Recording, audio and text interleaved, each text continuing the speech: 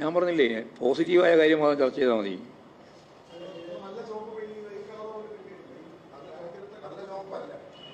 അത് ഈ ശില്പത്തെ പറ്റിയൊന്നും ധാരണയില്ലാത്ത ആളുകൾ നിരവധിയായ കാര്യങ്ങൾ പറഞ്ഞുകൊണ്ടേയിരിക്കും. അതൊക്കെ ആധുനിക കളറാണ്.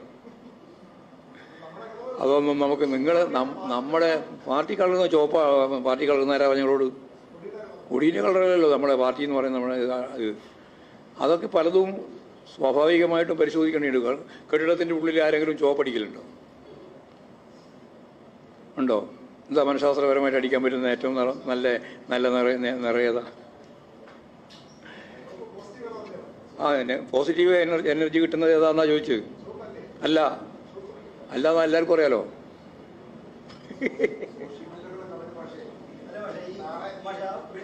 പ്രശ്നം